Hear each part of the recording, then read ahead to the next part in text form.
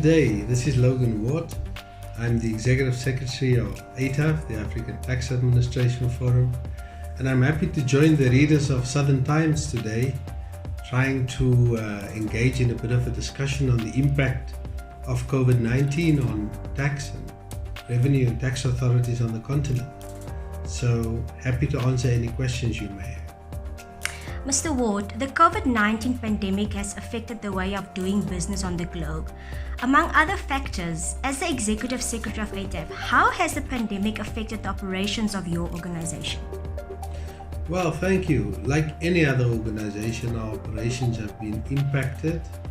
Our headquarters is in South Africa, in Pretoria, and in late March, the government of South Africa closed down the economy, it closed the borders, it declared a national emergency, level 5 lockdown. And as a result, with immediate effect, all operations in the country came to a halt. And so we had to respond. So our operations had to change, and we had to send staff home to work from home. And that was quite an adjustment. We have a program that we have to implement for the year that our members, the tax authorities in Africa, expect of us to do, and we have to continue to implement that. So we had to adjust our operations to work from home, and had to invest in things like data, additional cell phone technology, additional computer technology, and also then invest in those digital platforms that allows for meetings virtually. So that has become the order of the day for the past just over 6 months now. And so we found ourselves working probably a lot more than we normally do, because I did find that the teams in ATAF Secretariat worked a lot more than they would if they'd been at the office, probably because there are less distractions, but also because people were just generally at home. They couldn't go out, they couldn't go to movies, they couldn't go to shopping, they couldn't take the kids for a walk, schools were closed, and as a result he was just available, he was just always there. And so the work-life environment started to be impacted and changed quite dramatically. So that has been the one part of how it impacted on the operations. Interestingly, the other part of the impact of our operations has been that the pace and the volume of output seems to have positively been impacted in a very strange way. We run country support programs, and during COVID-19 we found that we could do more of these because there was no longer a requirement for a day in of traveling and a day out of traveling and living in hotels and driving out to offices, because now we were doing this technical support to countries on the continent virtually, which means we could support more countries and more of our officials could engage with more officials from countries around the continent. As a result, during the 6 months, we ran successfully 24 country assistance programs and managed to return quite a few millions of US dollars in revenue for countries where we lent some support in audit and investigations, but we've also been able to support the reform of tax legislation, risk analysis, and just the general audit and investigation capacity of tax administration. We also found that our training was now attended by an average of 200 people plus per training session, whereas we normally got between 20 and 40 people because they travel to a single destination, and the cost and the time involved limited who you have access to. So in a strange way, it impacted on our operations both positively and negatively. Maybe on this one, finally, to say that we had to now get used to other things.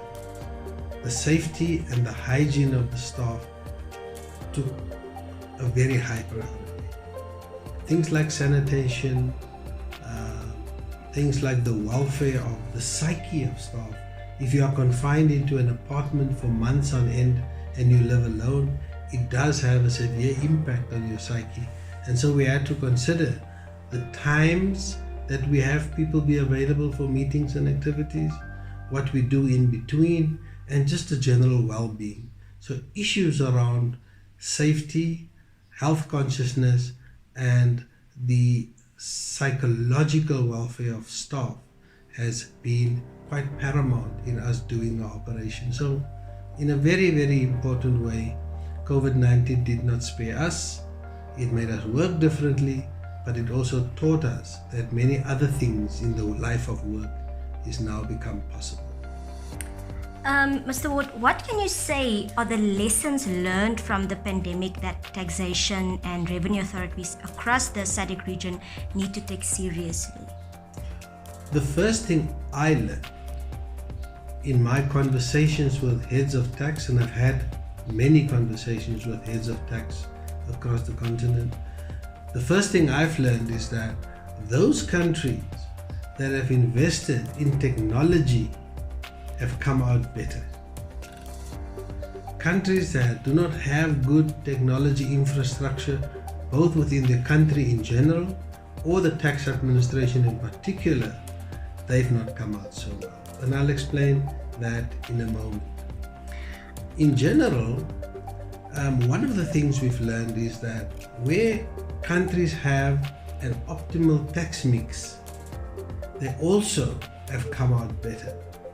Put it this way: when governments responded to the closure of the economies as a result of lockdown, the first thing they had to do was to develop fiscal packages or fiscal measures to inject finance or money into the economy for businesses that have come to a standstill.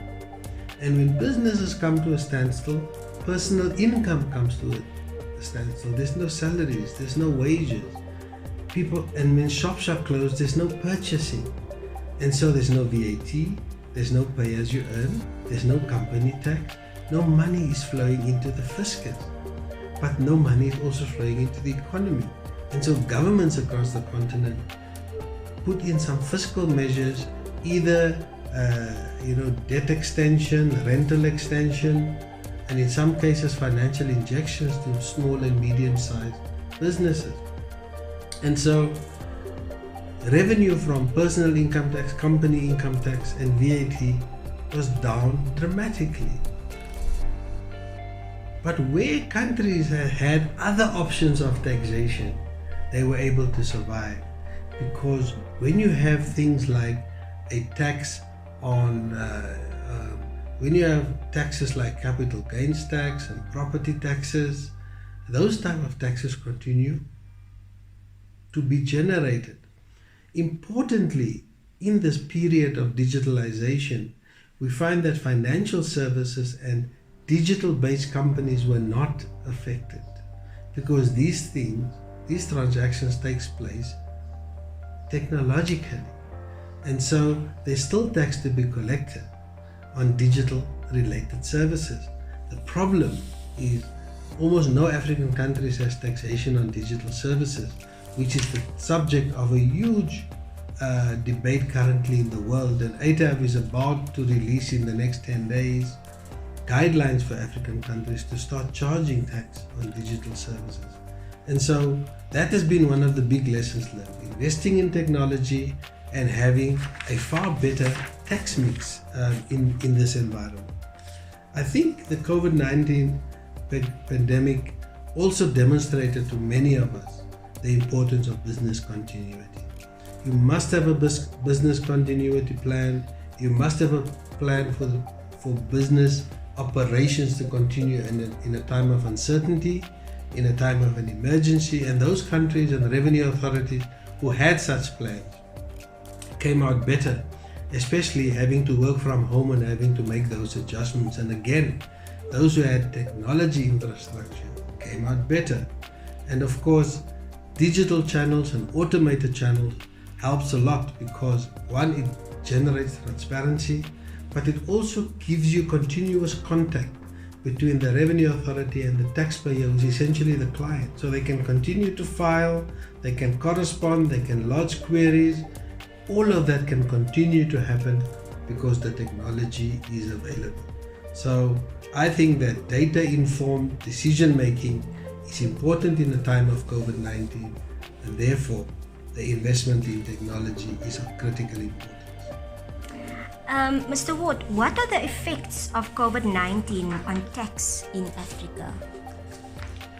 Well, the immediate effect is that revenue on the continent, obviously from country to country it would differ, but revenue on the continent is down by between 5% and 30% of total projected revenue. On average, we think that revenue is down between 10 and 50% or 15% on the continent.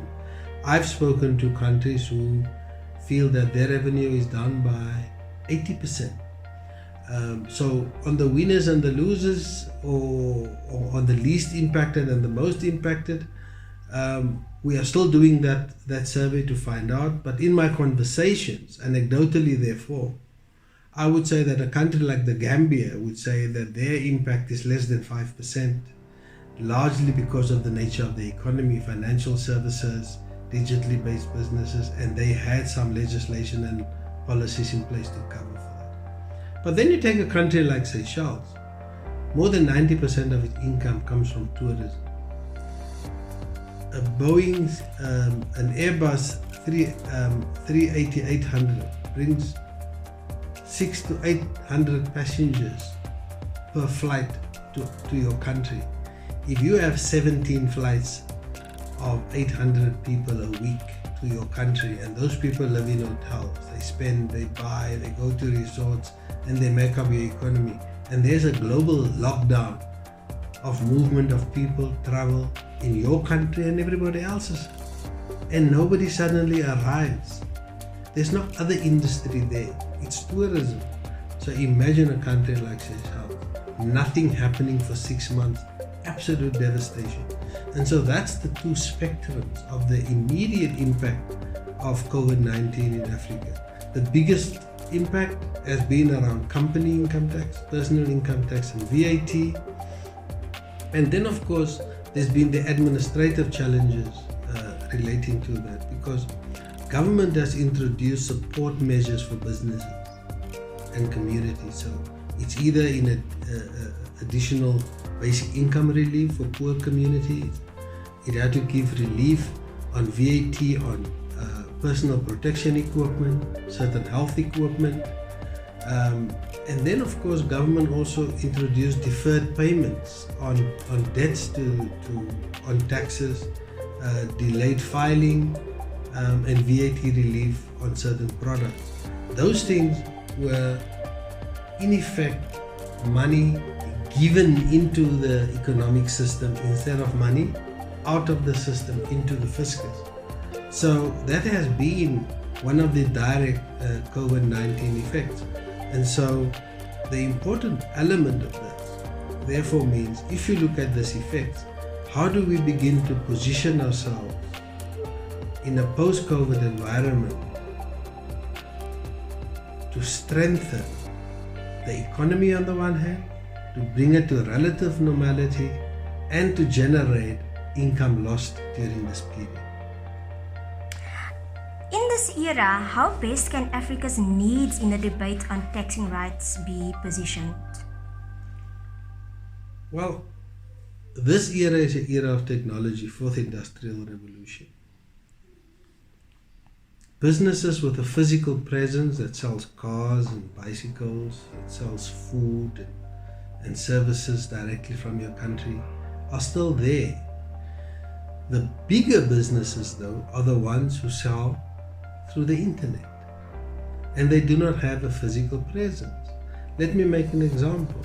How many members of your Southern Times audience watch Netflix or uses Uber or buys on Amazon or any other platform electronically, and who uses Facebook or Twitter, and you pop up trying to catch something on Facebook and there's an advert for a new hair product or a new hair razor and you want this.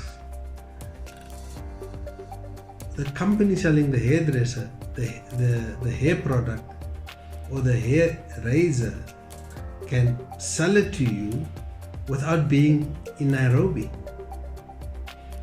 Facebook can put the advert to you without them being in Nairobi.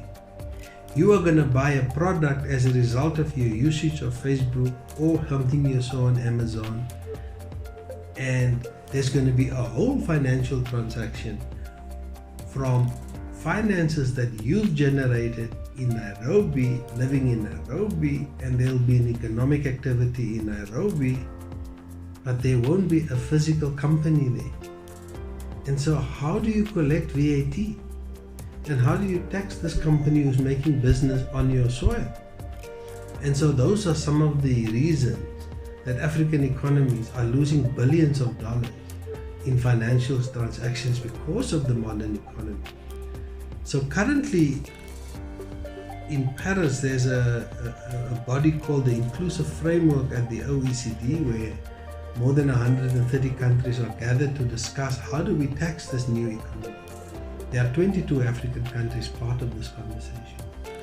And they've developed two options, two different proposals on taxing this economy. And in a sense, it's really about who gets the share of what of such an international transaction. So there's something called a source country or a resident country. The residence country being the country where the transactions take place, the source country where it comes from. And so it's really about dividing or allocating the taxing rights between countries. Now, those discussions have been taking place for the past 2 years, and it continues to take place. How can we best meet Africa's needs in our taxing rights? One, we need to get the African Union, the Ministries of Finance, and African governments to realize that this is a very serious matter, because digital economy is the way the global economy is going. Even businesses that are in our country are increasingly locating their intellectual property and their senior staff and their technology outside of the country where they work. And that's going to result in drastically reduced taxes. Governments need to realize that this is happening whether they like it or not. And so a big part of what needs to be done is that there needs to be political will, there needs to be discussions at a political level, and at the African Union level there must be a platform where our leaders begin to discuss tax and domestic resource mobilization. That is a very important element of this. That is political awareness and political tools to do that.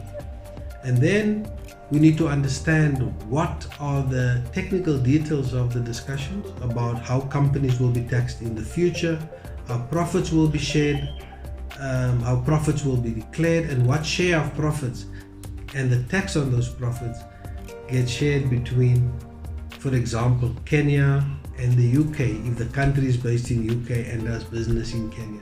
Those are the important elements of how best we can deal with taxing rights in the digital economy. We must be present, we must understand it, and we must trust African academics, African thought leaders, African technical experts, because we know how these things work.